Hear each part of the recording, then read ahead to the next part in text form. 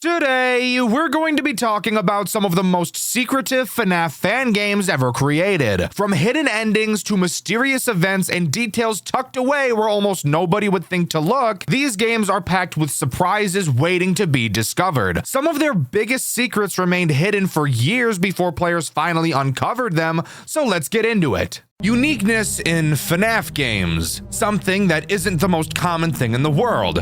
I'm sure as FNAF players, we can all agree that something interesting that we've never seen before coming around is something we don't see all too often. But you better believe we suck it up whenever we get the chance to sink our big meaty claws into it. The game we'll be talking about today is a bit older. Being created 5 years ago, I'm honestly surprised I had never heard of it before, as it truly is one of the most unique FNAF fan games I've ever talked about on this channel, with a unique art style, interesting yet incredibly confusing story, and a mixture of a bunch of different game styles and mechanics. Join me today as we dive into the intricately crafted world of the Freddy Files. The Freddy Files is actually broken up into chapters instead of nights, and from the sounds of it, I'm pretty sure that each chapter of the game is 1 hour of the one night that takes place during this game. Upon starting the game, we're greeted to an opening cutscene. Our character is on the phone with 911, saying that while working, the door to the building closed and locked itself so he can't get out.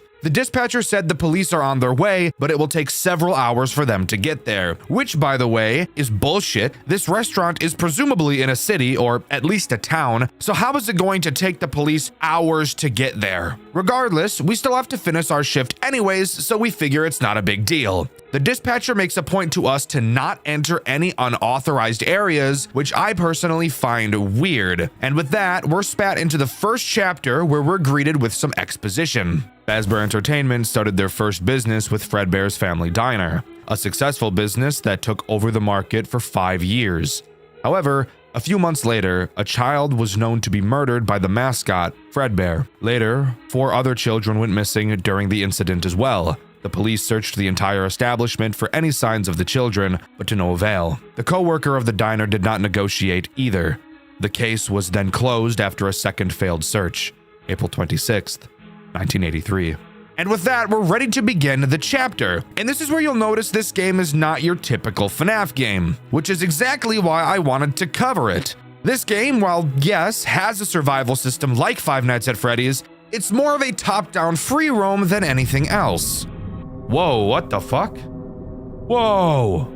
The point of this first chapter is to unlock a door that we're not supposed to unlock. It's an unauthorized area, so I have no idea why we're doing this despite the dispatcher literally just telling us not to. This chapter serves as an escape room, which I actually really like. And of course, there are some threats that are trying to stop us from completing it. So let's talk about those two guys first. The first threat introduced in this chapter is Golden Freddy. His mechanic is very simple. As you can see, we are equipped with a flashlight and a fear meter. If our flashlight is off, our fear meter will slowly increase. With the light on, the fear will go back down. So keeping this light on is obviously something we're going to want to do. Golden Freddy directly counters that. He's a ghost character that moves through walls, and he's very fast. If you ever see Golden Freddy near you, you need to shut off your flashlight and make sure he doesn't run into you by dodging out of the way. If he touches you, you're obviously dead. Something I do want to note that I don't really like about this section, and Golden Freddy specifically, there is a lot of reading in this game, mainly in the form of just interacting with things. And Golden Freddy will still be active while you're reading something, and you can't turn your flashlight on or off while you have a dialogue box up. So be prepared to die very frequently because of poor timings like this. What on earth? It's a key. Whatever hide it in here. Doesn't open the door. But fuck, dude. Can't do that while I'm fucking reading. The second threat introduced here is Shadow Freddy. I'm Shadow Freddy, I'm so awesome and black. I'm black. I got white eyes, I'm black, I'm Shadow Freddy.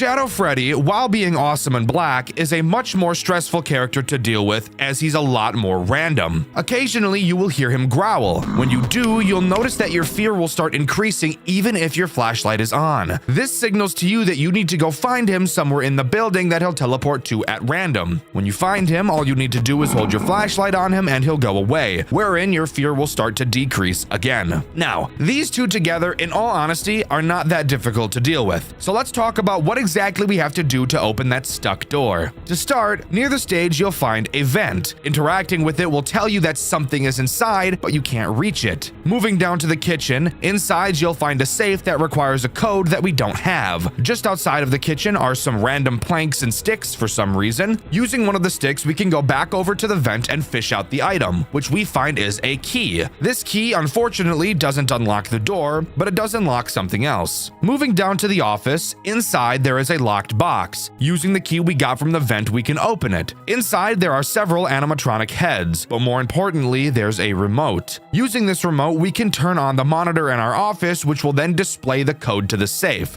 Now, obviously, I could ask several questions as to why things are happening the way they are. Why was there wood on the floor? Why was there a key in the vent? Why was the remote to the TV locked in a box? Why does the TV just have the code to a safe? But this is clearly just a puzzle escape room game, so weird shit like this is just kind of par for the course. Continuing, now knowing the code, we input it into the safe and get a hammer. Using this hammer, we figure we can break the locked door down, so we head over to do exactly that. And that's when we're thrown into a much more FNAF feeling minigame. During this minigame, we obviously have to break down the door. However, Golden Freddy will be attacking us the entire time. While we pound on the door, he will slowly approach us from behind to beat on our bottom. Occasionally, we'll have to turn around and hold our flashlight on him to make him back up into the darkness. I personally found that pounding on the door 15 times is the most you can do to stay safe without Golden Freddy golden showering you. Do this enough times and the door will open,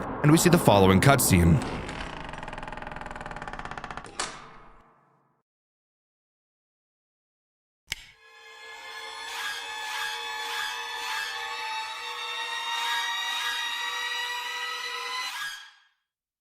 So yeah, we stumble upon the body of 3 of the dead children. Truly gruesome. However, I also have to ask why there quite literally is nothing inside of this massive room.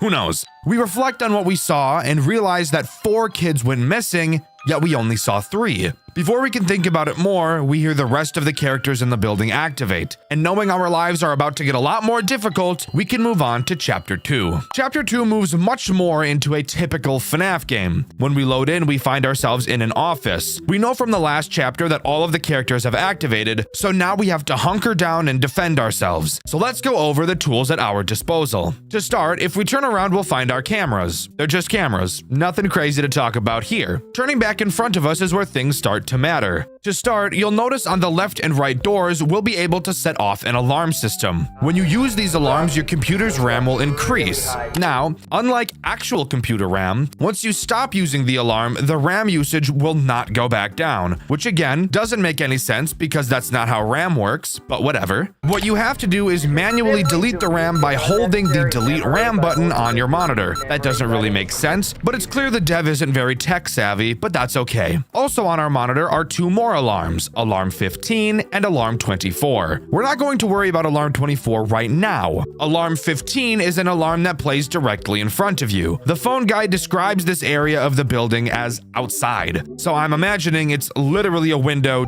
to outside of the building. You just can't tell because it's dark as fuck. Same with the other 2 alarms, it will also increase your RAM usage. Now let's talk about the threats this chapter introduces. Fun fact, there's 3 of them: Freddy, Bonnie, and Chica. I'm going to talk about Bonnie and Chica at the same time since they do the exact same thing. They will try to make it to either of your doors respectively. Bonnie attacks the left, Chica attacks the right. Once they enter your office, they will quite literally be directly in your fucking face, with their rank-ass breath searing your nose hairs. All you have to do is hold the alarm on whichever side they went to, and they will quickly leave. But there is one other path they both can take as well, and that's to the window in front of you. When they're out there, play Alarm 15 and they will return right straight to outside of your door, where they will then soon enter your office, giving you little time to delete RAM between those moments. Freddy is the final threat introduced in this chapter, and he works much the same as Bonnie and Chica, with one major change that honestly makes him easier than the other two we've talked about already. When he enters your office, he'll stand directly in front of you, so you can actually play the alarm on either side and he will leave. The only other change he has from Bonnie and Chica is that you have to play the alarm on him for a lot longer. Just like them, he can also go to the window, but the same rules apply to him. Chapter 2 is really just an introduction night, and despite the fact that you can see Foxy on stage, he never activates, which really means you never have to check the cameras throughout this entire chapter. And on top of that, since Foxy didn't activate and we never used Alarm 24, something tells me that Chapter 3 will also be taking place in this office, so let's move on to that. So, turns out we're actually not on to Chapter 3 quite yet. If you remember at the start of Chapter 2, we saw 12 a.m. Well, at the beginning of this next section, we see 1 a.m., which would mean we're still currently in Chapter 2. This hour is back to the top-down gameplay we saw in Chapter 1. This time around, we see our character get absolutely fucking bodied by some random guy. Oh my god, oh dear lord. Oh, he's dead. Oh, he's dead as fuck. He's dead as disco, bro. Dead as shit. He's Dunyan rings. In the note we get on this night, he says he kidnapped us to play a game, and we'll be playing with some minions. Fantastic. The gameplay of this night has us unlocking a door, which takes forever. Seriously, look at this. Oh my god. Really? So yeah. That's a lot of fun. While this is happening, we'll have to constantly be checking the doors to our left and our right. Going up to them, we can listen for growling. If we hear growling, all we have to do is run to the closet in the middle of the office and hide until they go away. However, if we stay in the closet for too long, we'll be killed by another character. Why am I getting raped from all angles today, huh? After we fully unlock the door, I fully expected this section to come to an end, but no. Not quite. Instead, we get thrown into a fucking Shadow Freddy boss fight. What the fuck? Whoa. What the fuck? Boss. And unironically, this boss fight is better than the only boss fight in Heartbound. But let's be honest, that's not very hard to beat. You'll have to dodge these little colored things, not really sure what the hell they're supposed to be, and then he'll start throwing pizzas at you, which are super not fun to dodge. These stupid pizzas were actually the only thing I took damage to in my playthrough, which you can see over on my second channel, Dxtr Black. And finally, he drops these things. I don't know what they are. At first I thought olives, but then I thought about it and that doesn't make any sense. Comment down below if you know what these things are. But after you complete the fight, you'll find the body of the child who supposedly possessed Freddy, and he bleeds on the floor, which would imply to me that the kid was alive and we just killed the fucking child. If that's the case, does that mean we're clinically insane? Maybe so. We learned that we were never allowed to tell the police about the missing kids because he brought us here? Or something. I'm not totally sure why we can't tell the police. My only guess is something along the lines of it'll look like we killed them all. I'm not really sure at the moment, but I'm sure we'll learn plenty more. For now, let's continue. Now we move on to the next section of this game. We're still in Chapter 2, except now it's 1:30 a.m. That's right, we're really splitting this game up into as many pieces as we can, and I'm all for it. Unfortunately, there's literally nothing interesting for me to talk about during this section. We're back in the office area, except literally nothing has changed since the first time we played this. Freddy, Bonnie, and Chica move slightly faster, but nothing new is actually introduced. So let's move on to 2 a.m. 2 a.m. actually marks the beginning of Chapter 3, which means we have something interesting to talk about. We learn that the building got shut down due to it being disgusting as fuck. Food all over the floor, little kid throw up down the backs of the robots, all the nasty shit. During this section, we play as a temporary janitor, so I guess we just have all the fucking jobs now, huh? Something you'll notice about this night as we talk about it is that even though, yes, we are a janitor, literally no cleaning happens whatsoever. Instead, all we do is fix a fucking elevator. As that would suggest, this section of the game takes place in an elevator. Our goal is to get to floor 5, but in order to do that, we first have to connect each floor to like a mainframe or something. I have no fucking idea, just roll with it. All this section consists of is basically looking at this fucking screen until this bar makes it to this square. Once it does, press the green button on the elevator to move to the next floor. Of course, it's not just that, as there is a threat trying to eat our butts the entire time. That threat being Withered Bonnie. I'm not going to dive into the possible reason as to why we see normal Bonnie during the next sections and Withered Bonnie now. Maybe we're not playing as the same character, maybe this section takes place during a different time, or fuck it, maybe Bonnie just took his fucking face off. Who really cares? While you're connecting the elevator, Bonnie will slowly get closer and closer to you. Once he gets too close, all you have to do is close the elevator door until you hear him back off. Then go back to doing what you were doing. While the door is closed, it will drain power, but considering you only have to close the door on Bonnie for like 4 seconds, there is literally no way you're running out of power during this section. After reaching floor 5, we get a cutscene. Our character walks past an assembly line and finds the puppet's gift box. On it, we find a note that tells us to meet in the alley of Fredbear's Family Diner, signed by the puppet herself. What the fuck is going on? Why did the puppet leave this note here? Why did she know that we were going to be here? And why not just meet me to talk to me at this place since you already know I would be here? Who knows? But I'm sure we'll find out as we continue. Speaking of, let's do that. Here we are, back into the office section of the game, where this time Foxy is actually finally activated. Really should have happened last night, but we'll roll with it. Let's talk about what he does, as even though he is super basic, he's still the most interesting of the characters so far. Foxy can attack both your left and right door, much like Freddy, except Foxy actually takes advantage and turns it into an actual mechanic, unlike Freddy. Foxy too can appear at your window, except the main difference with him is that we're told he can only hear the frequency of alarm 24. So finally, we have a use for this alarm. It works in the exact same way as alarm 15 and will just send him back. The real difference with Foxy is how he attacks your door. Unlike every other character, he won't ever enter your office, so he finally gives our camera a use after 2 nights of never needing to turn around. You'll have to watch the cameras next to your office to tell which side Foxy is going to attack. When you see him enter either one of these cameras, you'll have to use the alarm on that side of the office and he'll leave. However, you may have noticed something weird when I explained that, and I'm thinking the same thing.